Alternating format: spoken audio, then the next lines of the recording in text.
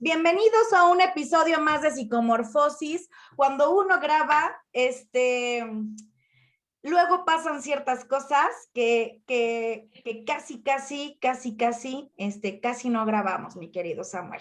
Pero ya estamos aquí. Él me lo solucionó. Él solucionó el problema y estamos grabando como tradicionalmente grabábamos, gente querida, gente hermosa, vía Zoom, lo cual está bien porque nos vamos a ir a lo tradicional. Vámonos a subirlos directamente a YouTube. Con un temazo, entrañable. De hecho, cuando mandé la publicidad, me pude dar cuenta que en la situación psicoafectiva en la que nos encontramos, pues estamos caóticos, gente. Estamos llenos de muchos procesos no terminados y que la mayoría de nosotros podemos como no entender. ¿Cómo encontré a mi querido Samuel? Como siempre, gente, como siempre les platico la historia de cómo conectamos, ¿sí? Yo luego no duermo mucho en las noches por todo el trabajo que tengo y veo una publicación que me pareció bastante interesante, elocuente, y le pico a su perfil y empiezo a ver, porque así es como me caso a mis psicólogos de otros lados, y digo, tiene que venirse para acá.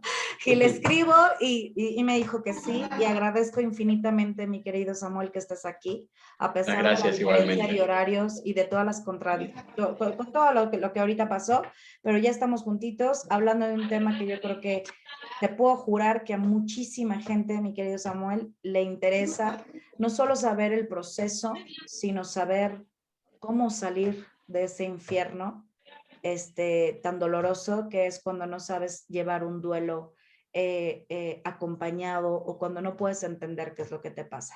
Muchas gracias, te doy la bienvenida en esta noche, aquí haciendo calor, yo sudando como puerquito, pero ya, comenzando. Un abrazo hasta Bolivia, muchas gracias por estar aquí. Te abro así micrófono para que nos metas en tu plática y en tu tema. Duelo, gente.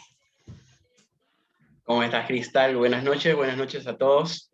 Los que siguen, tanto a Cristal como a Psicomorfosis, los que siguen a Psicologízate también por ahí, verdad que ha sido algo inesperado, ¿no? Nos encontramos así por las redes y bueno, entre colegas siempre es como que tuviéramos la mente conectada y siempre proyectos, cosas nuevas, ideas para poder llegar a las personas se nos ocurren. Así que qué mejor oportunidad que esta para poder a través de tu espacio, de tu página, poder compartir, difundir nuestros conocimientos y muchos otros temas acerca de la psicología y la salud mental para ayudar a las personas que a veces pasan por situaciones que no llegan a entender, ¿no es cierto? Entonces, el fin es ese, poder ayudar en lo poco, pero también tal vez ser una gran ayuda para alguno que pueda de verdad necesitarlo, ¿no es cierto? Entonces, bueno, yo me presento, soy el licenciado Samuel Ilizarbe, soy de aquí de Bolivia, de Santa Cruz. Muy honrado, muy agradecido por la invitación y bueno, estoy aquí para responder a todas las preguntas, para hablar un poco de mi conocimiento, porque tampoco es que tenga una tan larga trayectoria, pero en lo que pueda ayudar y hablar sobre este tema tan importante que me han encargado y que es el tema del duelo. Veamos, vamos a empezar, Samuel. ¿Qué es? ¿Cómo se come? ¿Cómo podemos saber que estamos en la transición de un duelo o que nos estamos metiendo en eso o que no lo estamos haciendo bien? O sea, ¿cómo lo podemos identificar? ¿Por qué se desarrolla? ¿Por qué se desata? ¿Qué pasa? Ok, perfecto. Bueno, primero que todo, antes de todo, hay que entender bien que el duelo es algo totalmente natural, ¿ok? Es algo que es inherente a nuestra existencia como seres humanos. Es un proceso por el que todos los seres humanos en algún momento vamos a pasar. Muchas veces el duelo viene asociado a cuando pierdo a alguien, ¿no es cierto? Generalmente los dos ámbitos en los que se lo relaciona más al duelo es al fallecimiento de un ser querido o a una ruptura amorosa, ¿no es cierto? Pero se ha podido ver, según las investigaciones, según estudios de casos que han habido, que no solo tiene que ver con este tipo de características, sino también con otras situaciones de la vida diaria. Se ha demostrado incluso que un proceso de duelo puede ser producido por perder un trabajo, por cambiar de trabajo, por cambiar de domicilio, por cambiar de país, por la muerte de una mascota. Puede ser por el cambio incluso de una institución educativa, ¿no? Cuando los menores de un colegio a otro colegio. Entonces, entendiendo esto, y viendo que se ha abarcado este tema del duelo a tantas otras áreas y situaciones específicas de la vida, podemos hablar del duelo como un proceso natural por el cual nos vamos a ir adaptando a la nueva realidad o a la nueva situación en la que nuestra vida se va a encontrar después de ese cambio repentino que se ha dado. Entonces, entendiéndolo así como un proceso de duelo, nos vamos a dar cuenta de que no tiene nada de malo, ¿no? No tiene un factor por el que nos tengamos que sentir culpables por sentirlo. Entonces, ya partiendo desde ahí, podemos sentir y empezar a pensar en el duelo como algo que es necesario, como algo que es natural y como algo que debo aceptar. Que incluso si deseo superar este proceso, esta etapa, necesito también aprender a trabajarlo de una cierta manera. Antes de avanzar, se ha demostrado que el duelo ni siquiera necesita de un profesional, ni siquiera necesita de un terapeuta. Pero en muchas situaciones, ¿por qué es necesario? Es porque hay situaciones en las que nos vemos estancados. Ahora vamos a hablar más adelante sobre el tema de las etapas, pero muchas veces nos vemos estancados en el duelo, en una etapa del duelo, y es ahí donde puede empezar a nacer algo patológico. ¿Por qué? Porque empieza a prolongarse más el estado de decaimiento que nos va a producir el duelo. Entonces, cuando este estado, y para todos los profesionales en salud mental, que conocemos el concepto general de lo que es salud mental, cuando vemos que esta afección empieza a desequilibrar otras áreas de nuestra vida, no solo el área sentimental, sino que se empieza a involucrar el área de nuestras relaciones sociales, se empieza a involucrar el área de nuestra salud física, ¿no? De nuestro funcionamiento orgánico, entonces ya podemos empezar a preocuparnos y a pensar de que necesitamos la ayuda profesional. Pero en sí, el duelo por sí solo no debería necesitar de un profesional. Debería ser algo natural y que pasa. Pero hay muchos factores que a veces no nos permiten hacerlo y ahora vamos a ir viendo uno por uno de qué se tratan estos factores. Podemos entender, luego también la gente, mi querido Samuel, piensa que el duelo solamente es referible a una pérdida por muerte. ¿Sale? Sí, de hecho, fíjate, me pasó algo curioso. Luego me meto como para buscar imágenes interesantes y yo ponía imágenes de duelo y todo es como el luto. Y la gente tiene que entender que hay duelos por múltiples razones, que todo lo que conlleva una pérdida, ¿sí? Pérdida de trabajo, pérdida de una relación, pérdida de uno mismo, el duelo de uno mismo, o sea, todo conlleva a esto. Este es un proceso, como tú dices, que debería de ser de manera intuitiva, natural, donde el acompañamiento sería una opción para poder procesarlo de una mejor manera. Pero también más adelantito, ya que nos digas las etapas y todo eso, ¿de dónde están haciendo la incapacidad de no pasar de ciertas etapas que nos está enfermando? Estamos perdiendo la facultad de la reparación emocional autoprogramada que tenemos como seres humanos porque estamos preparados para eso. Sin embargo, cada vez más hay más deficiencias en la salud emocional que tenemos pues integrado como sobrevivencia. O sea, la gente muere de dolor realmente. Entonces, bueno, esto es algo que ya me explicarás ahorita. Sí, sí, es verdad. Entonces podemos partir incluso desde algo tan simple, pero que a veces es muy difícil de identificar, ¿no es cierto? Que es el tema de la invalidación.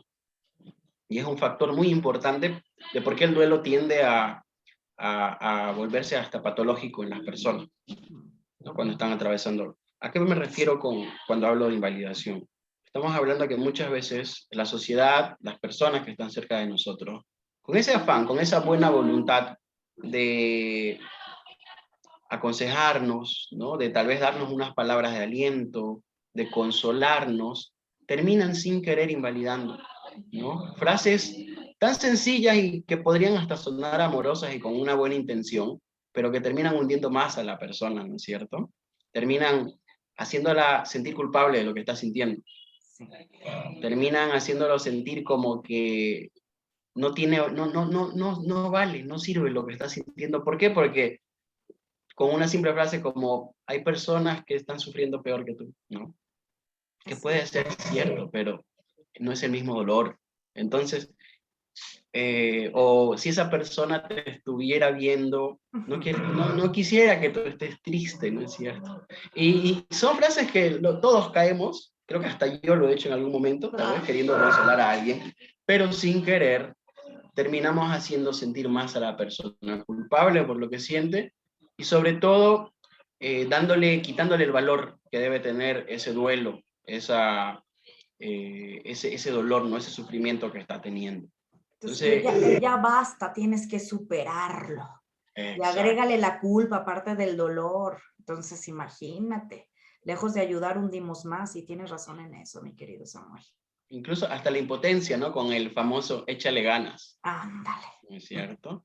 Claro. Y obvio, decir este tipo de frases, de palabras, terminan haciendo a la persona sentir muy impotente ante una situación, ¿no es cierto? Porque siente y la persona misma va a empezar a racionalizar todo lo que escucha y bueno, va a decir, bueno, ellos no sufren tanto como yo, entonces soy yo el culpable, soy yo el que tiene el problema, ¿no? Entonces, y esto puede derivar en muchos problemas. Hablamos desde la depresión, desde la ansiedad, desde muchos otros problemas que tienen que ver con el estado de ánimo que pueden terminar hundiendo a la persona y no permiten que uno pueda avanzar.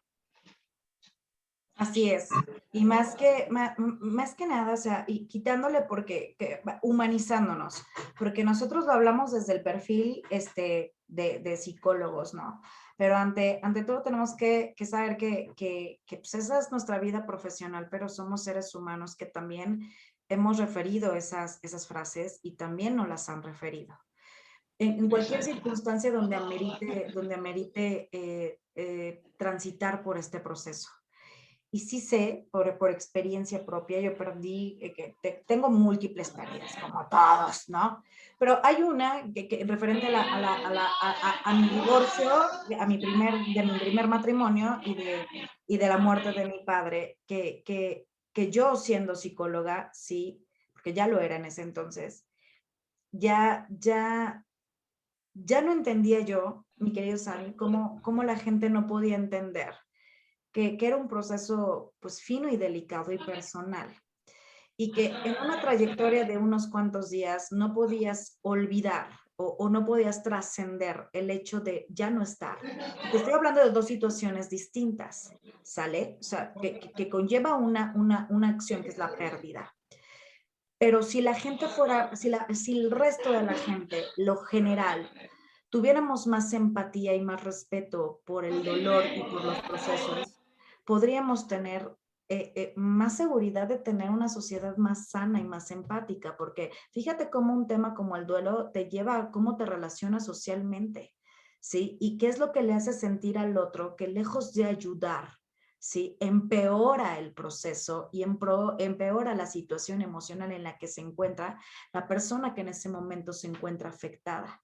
¿Sí? Y hay una complicación porque pienso yo que ya ahí entras en las etapas donde ya no puedes progresar porque la culpa está invadiendo, porque el deber, el tengo que, ¿sí? Se supone que tendría que sentirme bien, pero no me siento bien. ¿Cómo le hago para sentirme bien? Si vienes arrastrando todo eso, pues es que, gente, dense cuenta que lejos de ayudar, pues es impulsar para abajo, porque le estamos complicando más la existencia a las personas que están en este proceso. Sí, así es. Y bueno, el incurrir muchas veces en este tipo de prácticas es lo que hace que aumente nuestra afluencia de pacientes, ¿no es cierto? Porque muchos llegan y nos toca a nosotros, valga la redundancia, tal vez decir, nos toca reparar eso, ¿no? Nos toca, ¿por qué? Porque nosotros vamos y tratamos de hacer entender que es normal, que no tienen que sentir culpa, pero luego vuelven a casa y un échale ganas derrumbó todo ese trabajo de 2, 3 sesiones en el que pudimos haber conseguido que la persona trascienda sobre estas etapas, ¿no? Entonces, hay que poner bastante énfasis, y creo que es importante que todas las personas que tenemos que ver con el trabajo en salud mental, no solo psicólogos, sino también psiquiatras, podemos hablar incluso de los coaches, todos los que tienen que ver con el tema y trabajan con este tema motivacional, tenemos que enfocarnos no solo tampoco en el tema del paciente, sino también en difundir este conocimiento, ¿no? En hacer que la sociedad empiece a entender, a ser más empática con las personas, ¿no?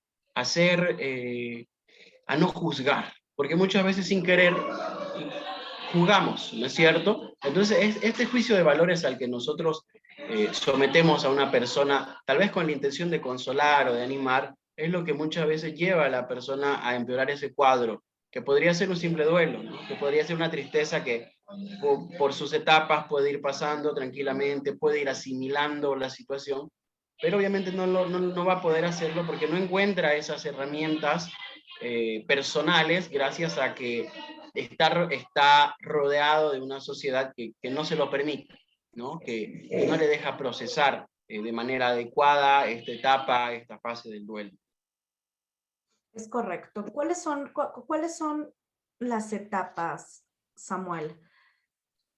Porque entender que existen etapas es entender que hay una escalerilla a la salida, ¿sabes? Pero aquí como se dice aquí en México, ¿no? O como digo yo, pues es la misma marrana revolcada, porque pues güey, o sea, ¿para dónde voy? Porque no sé si estoy en la 1, en la 2, en la 3. Y lo que tenemos que entender es que a lo mejor no se te presentan así, categóricamente, lineal y perfectamente las etapas. Existen, ¿sí? Pero sí se te puede presentar una y luego otra y luego otra. El chiste, gente, que si llevan un proceso adecuado, sí existe la salida. O sea, sí está ahí. La puerta está ahí abierta y la llave es, pues, para donde te dirijas. Si es la voluntad, es el querer salir, ¿sí? Pero ¿cuáles son las etapas, Samuel? Ok, bueno, no vamos a profundizar en teorías, porque en sí pueden haber varias, pueden haber diversas. Algunos dicen que son 6, otros dicen que son 5, hay algunos incluso que solo dicen que son 4, ¿no? Pero vamos a enfocarnos de forma general en lo que se puede generalizar, ¿no? O tal vez podemos simplificar algunas. Y vamos a empezar con la primera, ¿no? Que es la etapa de la negación. Es la primera etapa del duelo, que es esa primera etapa, esos primeros días en los que todavía no puedo adaptarme, no puedo aceptar esa realidad a la que me tengo que enfrentar ahora sin esa persona, sin esa rutina, o sin esa mascota que tenía al lado, ¿no? Sin eso a lo que ya me había acostumbrado y a lo que había generado de alguna manera un apego bastante emocional, ¿no? Un apego bastante afectivo. Entonces, la negación va a ser esa etapa que me va a hacer ver las situaciones como si todavía estuviera esa persona ahí, ¿no es cierto? Entonces podemos poner un ejemplo, la persona que recién ha perdido un familiar cercano, generalmente es muy común cuando viene a terapia y nos cuenta y siempre dice, a veces siento que está parado detrás de mí, siento que está echado al lado mío en la cama, estoy en casa y escucho cualquier paso afuera de la puerta y pienso que es él que está por entrar, ¿no es cierto? Todavía no puedo concebir esa realidad sin esa persona, ¿no? La persona que ha recién roto con su pareja también, igual, ¿no? Escucho el sonido de un auto parqueándose afuera de casa y siento que es él que ha llegado, que ha vuelto para verme, que quiere retomar la relación, pero salgo y no está. lo niego, ¿no? No puedo aceptar esa realidad, me cuesta aceptar esa nueva realidad en la que ya no tengo esa persona cerca mío. Entonces, esa es la primera etapa de la negación, que como toda etapa tiene que pasar, es normal que suceda, debo tener como persona que estoy cercana a esta persona que está pasando el duelo, debo tratar de tener una cierta empatía, ¿no? Pero tengo que, de todas maneras, yo que estoy sintiendo esa etapa, ser consciente también de que debo expresarlo, ¿no? Porque eso muchas veces es lo que sucede, que al sentirnos juzgados por quien nos dice que no debemos estar así, lo único que hacemos es reprimir, ¿no? Sí. Y no lo expresamos. Y entonces es ahí donde la etapa de la negación empieza a poder ser negativa, porque no me dan ese espacio en el que yo pueda expresar lo que siento, ¿no? Entonces el decir, no, pero si sabes que ya no está, si sabes que se fue, ¿por qué tenés que seguir pensando en eso? ¿Por qué tenés que seguir escuchando sus pasos? Está mal eso, ¿no es cierto? Entonces eso lo único que puede hacer es que la persona se estanque en esa primera etapa. Entonces es algo bastante complicado si lo planteo desde esa forma, ¿no? Desde esa perspectiva en la que yo no quiero entender lo que está sufriendo esa persona. Esa es la parte de la negación, ¿cierto? Después de la negación, no sé si querías No, te iba a aportar decir, algo. y después, pues, ¿qué sigue? Ya, Ok, perfecto. pasamos. Bueno, después de la negación, que generalmente se dice que dura entre 2, 3 semanas, hasta un mes, en algunos casos, viene una etapa bastante, se podría decir complicada, o al menos porque así se puede percibir por el resto de las personas que están alrededor, que es la etapa de la ira, ¿no es cierto? Es la etapa de que no quiero aceptar esta realidad, pero ya no la acepto de un modo más defensivo, ¿no? Respondo mal, no me gusta aceptar, me enojo. Es esta etapa en la que empiezo a tratar de culpabilizar. No, todavía no busco, pero sí ya empiezo a intentar culpabilizar a alguien, ya sea es mi culpa, como el niño que perdió a su perrito porque lo atropelló un auto y dice, si yo hubiera estado ahí, ¿no? Si yo lo hubiera cuidado, lo hubiera Si yo protegido, lo hubiera hubiera evitado, hecho, si hubiera actuado antes, si hubiera tenido dinero, sí. ¿no? Pero es la ira la que prima ahí. ¿Por qué? Porque cuando alguien me lo quiere recordar, cuando alguien me lo quiere decir, yo me molesto, ¿no? Pongo esa barrera. Yo a veces lo llamo como la etapa del puercoespín, ¿no es cierto? Que algo que yo sé que me va a lastimar, que no, plum, muestro las púas, ¿no? Muestro mis agujas ahí para que nadie se acerque, ¿no es cierto? Entonces esa es la etapa de la ira. Esta etapa se dice que es bastante corta, ¿no? Porque esta etapa también, así se hable de ira, tiene su porqué, tiene su función, ya que de esta etapa sigue la etapa de la negociación. Esta etapa de la negociación es bastante, esta la veo como que es la que, sí, tiene que seguir, pero es como que, bueno, si alguna vez hemos graficado lo que es las etapas del duelo, es algo así como una U, ¿no? Como un hueco, ¿no? Como un hoyo profundo. Entonces, estamos avanzando, pero también estamos avanzando a la parte profunda. Entonces, yo no sé cómo lo llaman en México o en otros lados, pero en Bolivia lo llamamos un tobogán o un resbalín, no sé, que es, ¿cómo le Sí. dicen en México? Igual, Una tobogán, resbaladilla. resbalino, resbaladilla. Exacto, Sí. bueno, yo la llamo así, es la parte del resbalín, porque la etapa de la negociación sí, me va a empezar a ayudar, es donde yo empiezo ya a racionalizar, ¿no? Porque ya es aquí donde las culpas las voy dirigiendo. También llego a dirigir la culpa hacia la persona que me dejó, que ¿por qué te fuiste? ¿Por qué tenías que dejarme en este momento? ¿Por qué tenías que fallecer? ¿Por qué tenías que terminarme? ¿Por qué me tenías que engañar? ¿Por qué tenías que irte? ¿No es cierto? Es correcto. Es donde ya empiezo a negociar yo también, ¿no? Entonces ya empiezo a dar en parte y en parte culpas, porque también la ira me llevó también a sentir culpa contra mí y también la ira me envió a sentir la culpa contra otras personas y aquí en la negociación es cuando yo empiezo a dividir, ¿no? En parte es culpa de aquí, un 40% es culpa de mi mamá, un 40% es culpa del conductor del bus, no sé, y así, ¿no? Empiezo a negociar conmigo mismo. y esto me va a llevar a esa etapa, a la etapa más profunda, ¿no?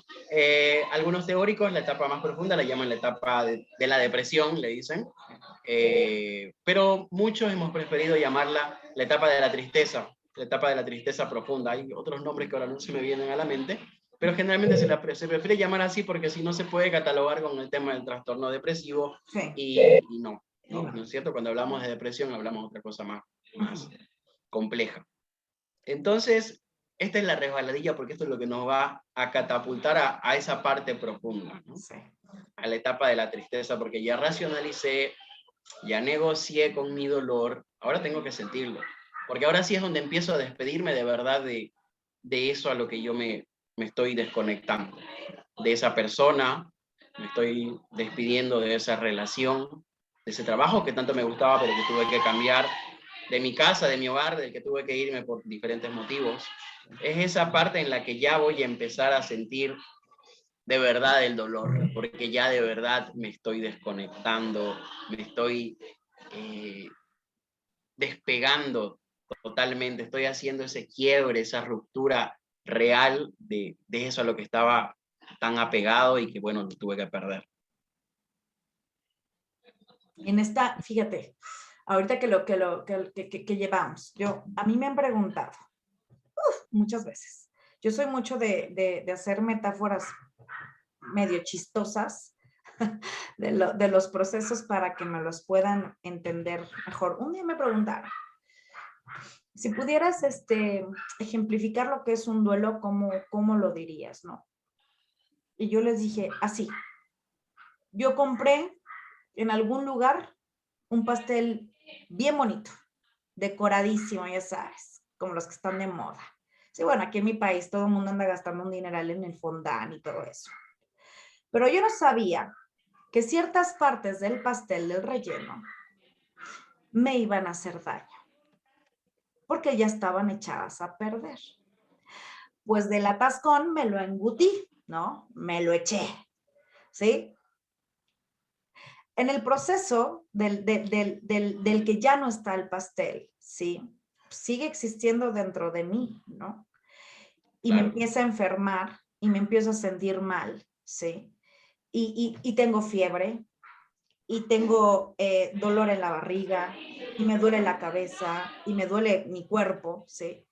Y tarde que temprano o lo vomitas o lo vomitas. O sea, de que lo tienes que sacar, lo tienes que sacar. ¿Cuánto tiempo tú lo quieras mantener cautivo? Es la decisión personal. Pero si no lo sacas por voluntad, mijo, mija, se te va a salir, ¿sí? De una o de otra manera, para no ser tan explícita.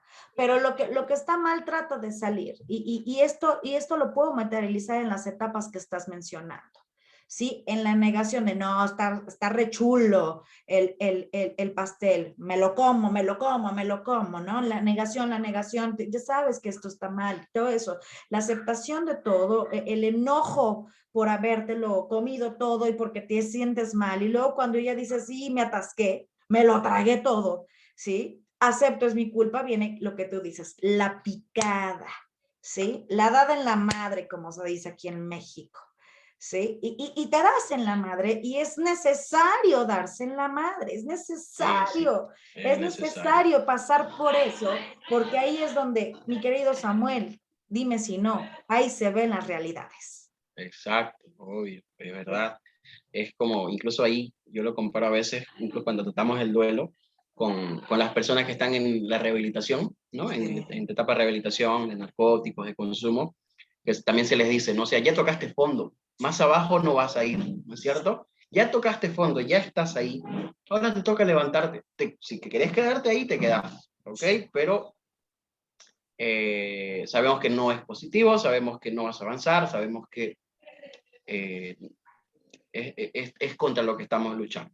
Sí. Pero ya tocaste fondo, así que si tocaste fondo puedes salir más adelante.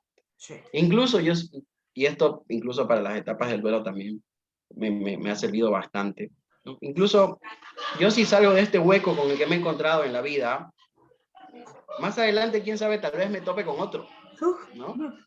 Y quién sabe con muchos. Pero yo ya sé, ya supe lo que es estar bien hundido, bien al fondo. Entonces, tal vez los otros no sean tan grandes. Incluso cuando yo me acuerde, voy a decir, si superé ese, este que sigue, puedo hacerlo tranquilamente. Me va a doler, sí, porque duele, ¿no? ¿No? Algo cuando me caigo me duele, tiene que doler. Pero también sé que tengo que levantarme, sé que tengo que sanar esa herida y seguir adelante. Entonces, me encantó la analogía que haces con el pastel, la verdad que muy bonita. Te la voy a robar, te la voy a robar. Sí, toda tuya. Me sé Así mejores, que, amigo. bueno, perfecto. Buenísima. Pero es así, es así. Entonces, ya se tocó fondo. A dónde más abajo vamos a caer? ¿No? Ya no hay más, ya caímos, ¿no? Acá en Santa Cruz al menos se dice, cuando alguien se cae, le dicen, bueno, del piso ya no pasas, no vas a más abajo. Entonces, si te caes del piso no pasas, ¿ok? Así que levántate y seguí. Ujú. Y así es simple, o sea, ya estás en el hoyo más profundo, mami, papi, ahí están un par de alas, vuela mariposa, para arriba, Exacto, anclate, exacto. ¿sí? Y en esto no estoy diciendo gente, órale, vayan, bueno, no, estoy diciendo, disfruten el viaje del dolor. El dolor es sumamente, miren, hay una diferencia muy grande.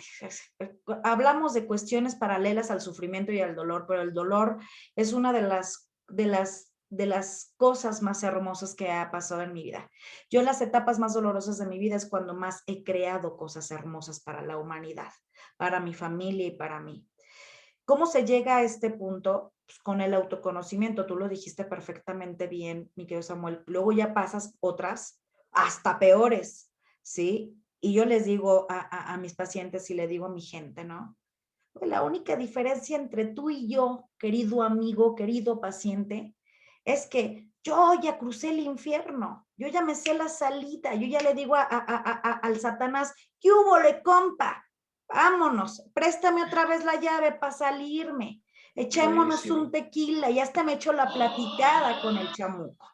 Esa es la única diferencia entre tú y yo. Cuando lo crucemos en el tratamiento con el amigo, ¿sí? Yo te voy a otorgar ese poder que todos tenemos, que es el poder de, vámonos, levantarnos, ya lo pasamos, ya lo cruzamos, ya sabemos que se siente el quemón del dolor, de la soledad, de la tristeza profunda, ¿sí? Y ahí vienen las etapas del resurgimiento.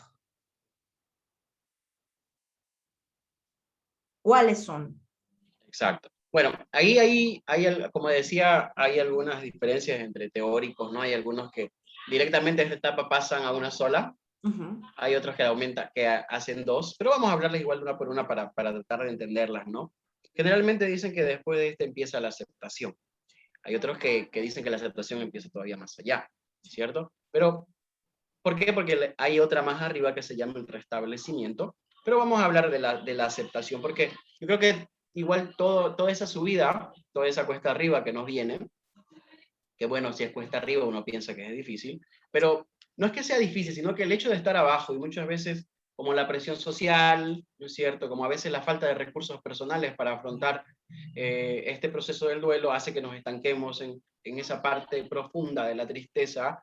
Entonces, mientras más hundidos, más estancados, más detenidos nos mantenemos en esa etapa, obviamente nos va a costar más, ¿no? Vamos a ver todo mucho más hasta arriba, vamos a ver algo mucho más empinado. Pero la aceptación es lo que sigue. Como yo ya he negociado, yo ya he aceptado culpas en parte, he dado culpas en parte, me he sentido, he aceptado, ya acepté que esto, que se acabó, que no va a volver más, que no hay vuelta atrás. Entonces la etapa de la aceptación ya es cuando empiezo a tratar de, ya racionalizo esa tristeza desde el punto en el que yo ya siento que no tengo ni siquiera un sentido para detenerme, para quedarme ahí, ¿no? Cuando ya empiezo no solo a aceptar que se fue esa persona, sino que también hay algo más adelante, ¿no es cierto? Sino que puedo generar nuevas oportunidades después de esto. Puedo amar a más personas, puedo conseguir nuevos trabajos, puedo trascender en otro país, puedo seguir, surgir y seguir adelante. Ya empiezo a aceptar la situación, e incluso la acepto desde el punto, y esto ya va subiendo, que es el peldaño que nos llega al restablecimiento, o también otros lo llaman la superación, ¿no es cierto? El poder superar el proceso, que es ya esa etapa en la que yo voy a empezar a recordar este momento doloroso, esa persona, esa pareja, esa mascota, ya no tanto por el momento, por la situación dolorosa que me provocó su pérdida, sino por todo lo bello que yo viví, por todo lo bueno que yo viví antes de eso. Y esto es algo que repito mucho en terapia, sobre todo tratando estos temas, es, bueno, sí, lo perdiste, se fue, falleció, te dejó, terminaron, te engañó, ok. ¿Cuántas veces fue? Solo una. ¿Te sentiste amado antes de eso? Sí. ¿Te sentiste querido? Sí. ¿Sentiste que alguien te amaba? ¿Sentiste que alguien te hacía pasar momentos felices? ¿Sentiste a alguien que te hizo sentir muchas cosas bonitas? ¿Cuántas veces fueron? Bueno, no puedo contarlas. Entonces, nos detenemos en esa única sola vez que sufriste, o tal vez recordamos todas esas situaciones en las que yo viví, me sentí amado, me sentí completo, me sentí acompañado de alguien. Entonces ya cuando empiezo a aceptar esas situaciones, ya cuando empiezo a ver mi vida y a recordar a esa persona, a ese lugar, a esa mascota, por lo bonito, por todas las sensaciones positivas que me causó, es cuando ya yo empiezo a ver más adelante, ¿no es cierto? Puedo ver más allá de ese hoyo en el que caí. ¿Por qué? Porque ya veo que sí puedo seguir adelante, ya veo que puedo continuar con mi vida, que puedo trazarme nuevos rumbos, que probablemente más adelante caiga nuevamente, pero yo ya tengo esta experiencia, ya sé lo que es sentir ese dolor, así que puedo sentirlo nuevamente y puedo levantar. Es correcto. Y aparte, fíjate, me dirían, si tomáramos en lo teórico que aquí es como el final, la aceptación, la reivindicación de mi ser, porque todo parte de uno, todo está dentro, aquí, ¿no? Porque a mí se me pega la gana, yo inventaría otra etapa. La etapa holográmica, así le digo yo. Y me dicen, ¿qué es eso? Después de la aceptación, obviamente, pues es como cuando te vas al jale, ¿no? Cuando te vas a trabajar en algo perreadísimo, o sea, durísimo. Y terminas todo revolcado, ultrajado, maltrecho, ¿sí? Pues ya llegas a casa, descansas, pero te sigues viendo como piltrafa, ¿sí? Te sigues viendo desvanecido, holográmico. Y viene ahí, después de la aceptación, verse en el espejo, ¿sí? Y hacer un acto de meditación de volver a rehumanizar tu persona. Creo que es una parte que yo fomento mucho, que es, ¿qué quieres hacer de ti a partir de este momento? ¿Qué quieres hacer con esto que pasaste a partir de este momento? Y si lo que hay atrás, es que está destruido, no te sirve, demuélelo, mi vida. Destrózalo, desaparécelo, agarra el escombro y fúchila, sácalo de tu vida y poco a poquito vuelve a agarrar la varilla, el cemento, la arena, la grava. Vuelve a diseñar tu nuevo modelo, ¿sí? Y ármate como se te pegue la gana, pero ármate. Deja de ser un holograma. Porque si después de la aceptación nos quedemos en esta transición holográmica, hechos una piltrafa, ya un poco mejores, ya más sanados, ya viendo pasar por el proceso, pues, querido Samuel, pienso yo que luego los duelos se nos hacen adicción, ¿sí? Y es ahí Es así, donde aguas, es así. aguas, agüitas, que te cae el aguacero y te mojas, mami, papi, otra vez.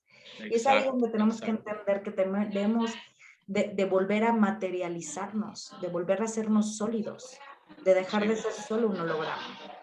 Creo que es exacto. indispensable que después de un duelo se piense en esto, en la reconstrucción total del ser.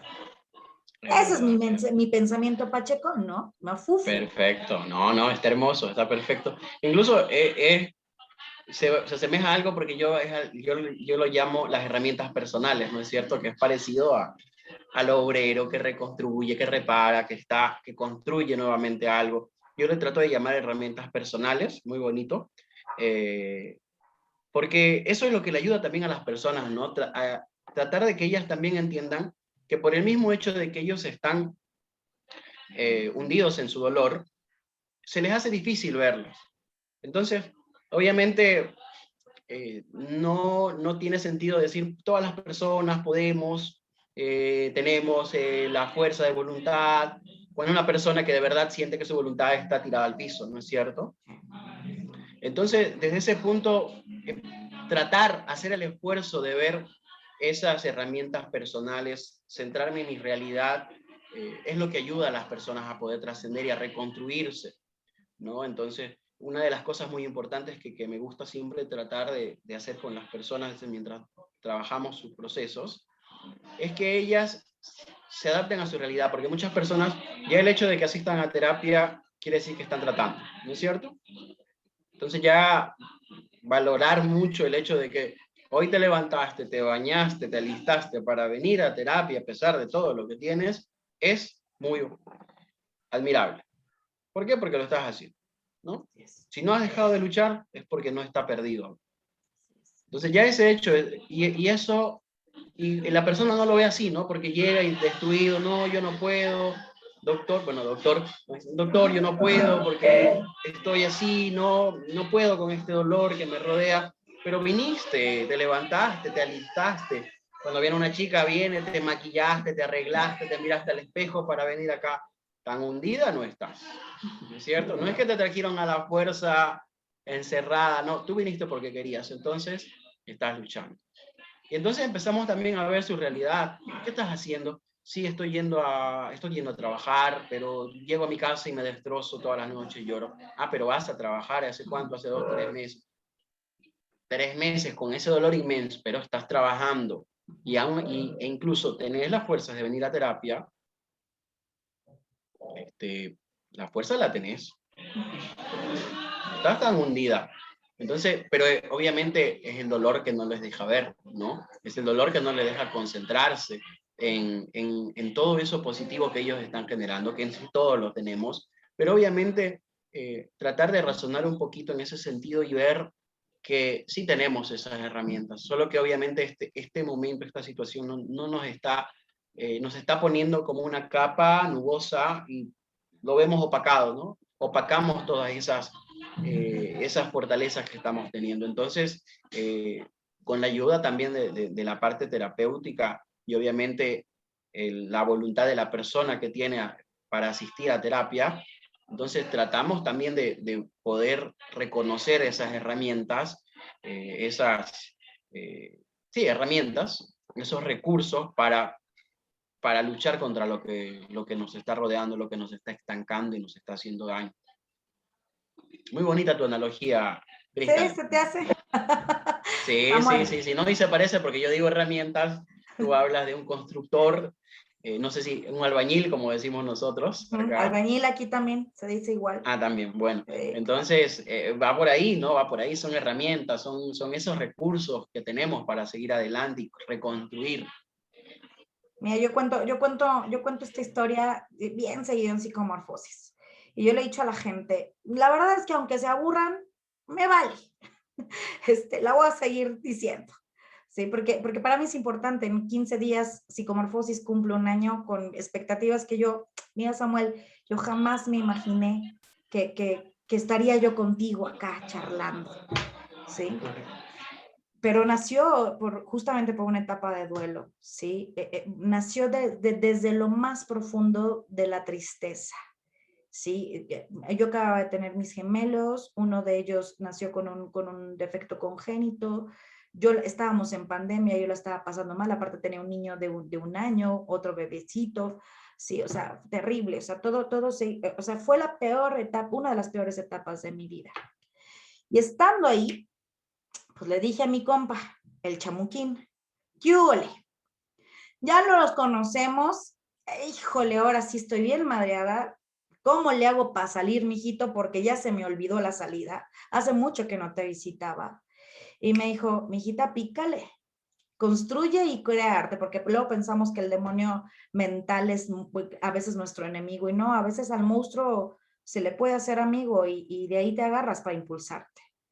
Y creé psicomorfosis con mis primeros invitados, que fueron mis maestros, mis formadores, y de ahí empecé, y se creó algo maravilloso, que es esto. ¿Por qué te lo comento, mi querido Samuel? Porque si respetas la esencia de lo que eres, si respetas y recuerdas, más que respetar, es si recuerdas lo que eres en esencia, puedes no solamente renacer, sino crear. Y la creación, mi querido Samuel, ¿sí? Por derecho le pertenece a la humanidad. Hay mucho que dar, mucho que dar de todos nosotros para el mundo en manera positiva. Y si aprovechamos estos procesos de la vida, que no, gente, no van a poder evitar, todos se van a madrear. A todos nos va a pasar en algún momento de nuestras vidas pasar por este circuito. Pero mi querido Samuel, el arte de saber cómo salir nos hace mejores seres humanos, más empáticos, más amorosos, no solo con otra gente, sino con nosotros mismos. Esa es una de mis muchas historias de duelo, ¿no? Muchas historias. Samuel, eres psicólogo, obviamente, tienes una página exitosísima. Gente, síganla. De todos modos, ya lo dijo él, y lo he publicado, pero de verdad vale la pena que lo sigan a él y que sigan a su página. Más para mis compañeros docentes y todo eso, les va a gustar. ¿Sí? Ahorita de todos modos lo vamos a volver a mencionar al final. Estás aquí como psicólogo, sí, pero yo te lo dije, aquí estamos charlando de seres humanos. ¿Qué ha surgido después de un duelo tuyo, mi querido Samuel? ¿Qué ha revelado a ti el dolor? Muchísimas cosas. Antes de empezar con tu respuesta, felicitarte por el año que estás Ay, cumpliendo. gracias. Y gracias por compartir esa experiencia, ¿no?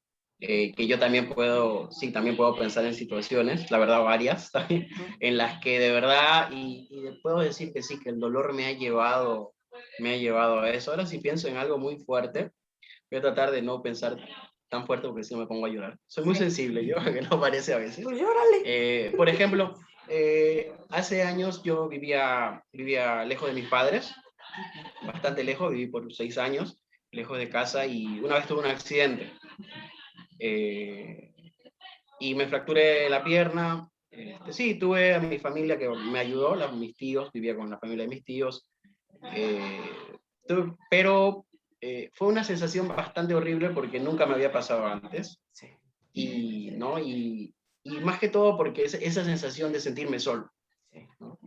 Que me dolió muchísimo. Y yo incluso ahora me analizo porque esa vez tenía 21 o 22 años, ¿no? Era muy joven, y entonces sí, yo estoy casi convencido de que pasé por una etapa depresiva bastante larga después de mi accidente, porque tuve que llevar 8 meses de rehabilitación para recuperar la movilidad en la pierna. Pero yo me pongo a analizar ahora en esa etapa tan dolorosa, que me ha traído grandes cambios, porque yo estaba en una época en la que trabajaba bien, tenía un buen sueldo, tenía mis cosas, tenía mi moto, tenía un auto, me pagaba mi propio departamento, vivía bien, ¿no? Pero no estudiaba, no estaba estudiando, entonces, y era algo que a mí me carcomía un poco por dentro, pero lo dejaba a un lado, lo hacía a un lado. Y varias veces intenté decidirme por decir, bueno, vuelvo donde mis padres, continúo mis estudios, tengo que terminar, Pero nunca, siempre lo decía, pero nunca lo hacía, ¿no? Siempre había algo, aparecía algo y no. Cuando pasó esto, me hizo reflexionar muchísimo. Me hizo reflexionar al punto en el que dije, no quiero llegar a mis 50 años Y tal vez sí, en el trabajo en el que hacía podía avanzar y llegar a ser jefe. Tenían planes, mi jefe, de llevarme a un puesto un poquito más importante. Pero dije, ¿es realmente lo que yo quiero hacer, a lo que yo me quiero dedicar? Y pensé en mi mente, no quiero llegar a tener 50, 60 años y preguntarme, ¿qué hubiese pasado si lo hubiera intentado? ¿No? ¿Qué hubiese sucedido si yo hubiera hecho esto?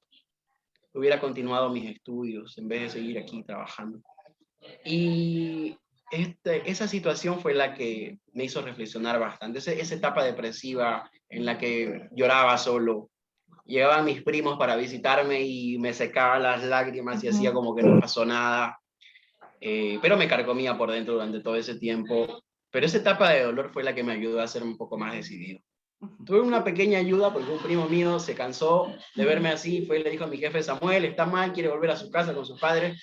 Pero ese empujoncito que él me dio, más todo ese tiempo en el que yo con mi dolor pude razonar bastante, me ayuda a decidirme. Y decidir, ¿sabe qué?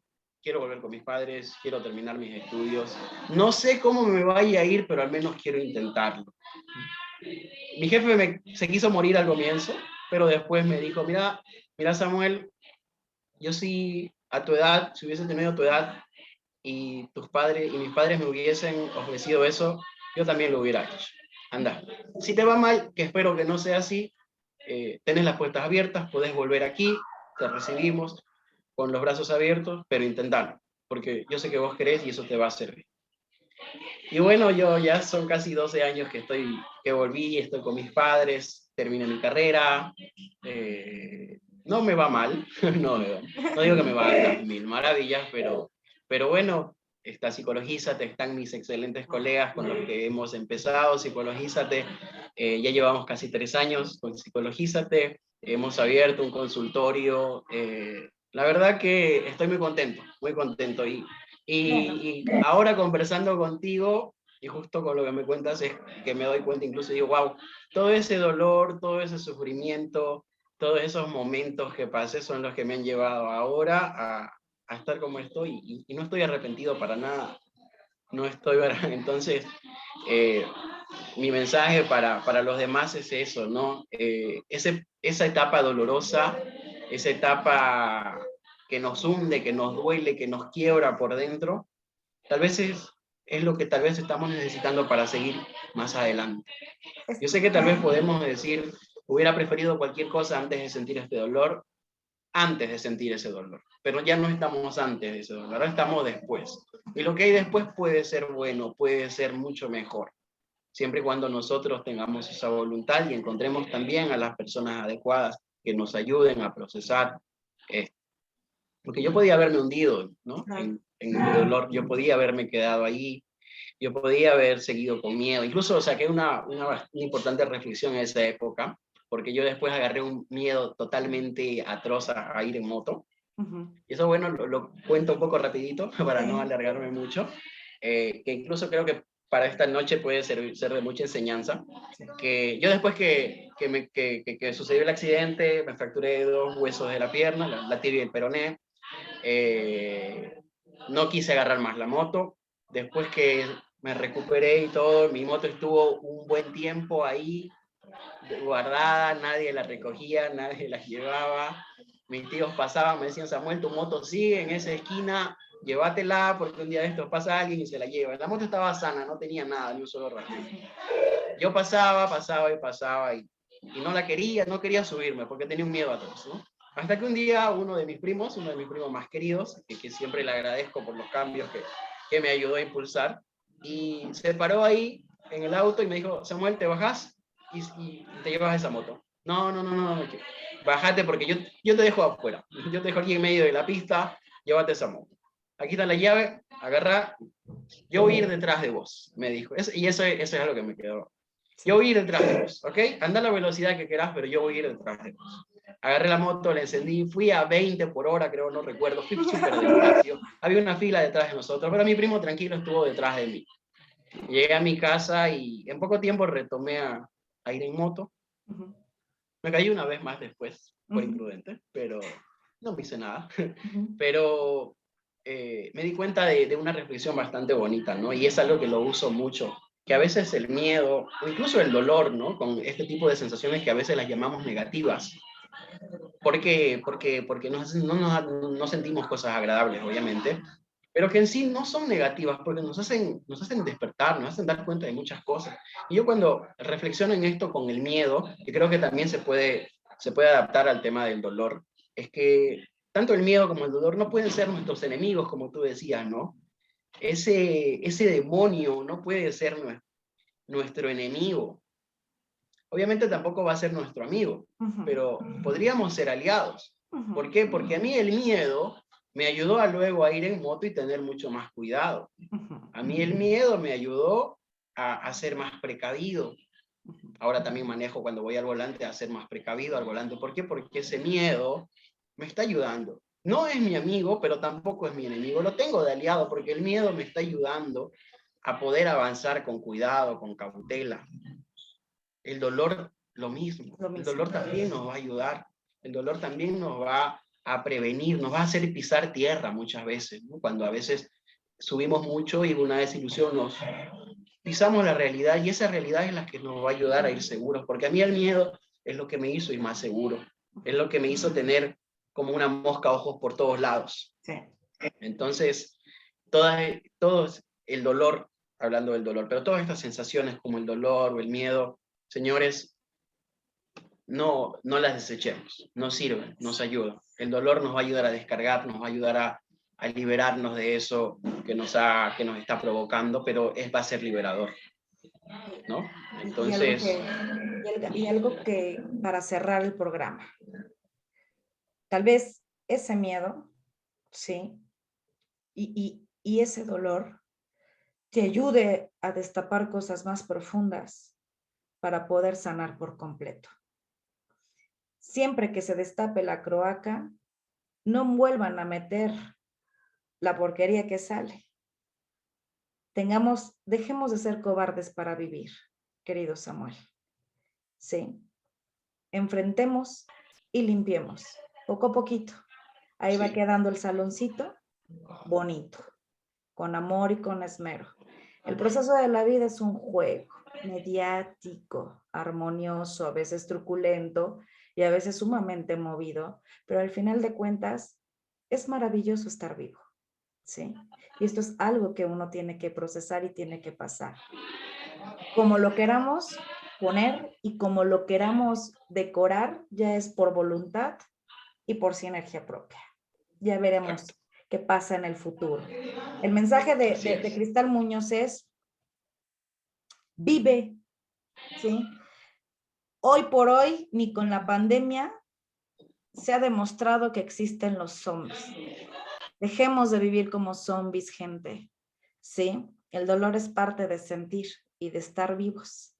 Hay que vivir, hay que dejar de sobrevivir, mi querido Samuel, que la vida no está hecho para eso. Está hecho para sentir a plenitud todo lo que ella nos ofrece.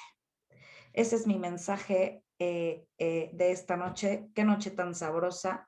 Valió la pena toda la truculencia, toda la Así espera, es. mi querido Samuel. Ha valido totalmente la pena. Bendito sea el que está arriba, sea lo que sea que crean. Bendito sea mi Dios Muñoz. Sí, qué bueno que te quebraste la pierna. Qué bueno que me he dado ahora en lo la digo. madre tantas veces, porque, híjole, este año justamente es lo que yo me he dicho. Gracias por todo lo que he tenido que hacer y hacerme para llegar al punto en el que estoy. ¿Sabes qué? ¿Qué me dejó a mí el dolor, mi querido Sammy? Más allá de un programa, me dio mi libertad. Hoy me doy el gran placer de ser lo que soy, sin importarme qué es lo que piensa la demás gente, y eso me hace libre, me hace plena. Entonces, creo que ya valió la pena tu vida y mi vida. Y creo que hoy vamos a dar un mensaje que por lo menos si alguien nos escucha completitos, mi querido Samuel, yo estoy segura que les va a inspirar a pasarla mucho mejor. Muchas gracias por haber estado esta noche conmigo. Muchas gracias por Gracias ser a ti. paciente, por esta conexión, por todo y por los proyectos que vienen en un futuro, mi querido Samuel. Exacto, Te mando un exacto. fuerte abrazo. Un abrazo también para ti, Cristal. Gracias por todo, la verdad. Ha sido una noche bastante productiva para mí, de bastante aprendizaje. Y bueno, y espero que haber podido ayudar a alguien que lo esté necesitando de verdad, a alguien que esté necesitando trascender y que siente que esté estancado. Y que no está mal pedir ayuda, no está mal. El reconocer nuestros límites también es de valientes, ¿no? El valiente también reconoce sus límites. Entonces, así como decía Cristal, que me encantó cuando hablaste de vivir, porque el dolor también se siente vivir, ¿no? Una vez escuché una frase que decía, y se me quedó y hasta ahora la aplico, ¿no? Viví porque solo a los muertos no les pasa nada. Si estamos vivos nos van a pasar cosas. Nos pasan cosas malas, nos pasan cosas buenas, pero a los vivos les pasan cosas. Les pasan cosas. ¿Cierto?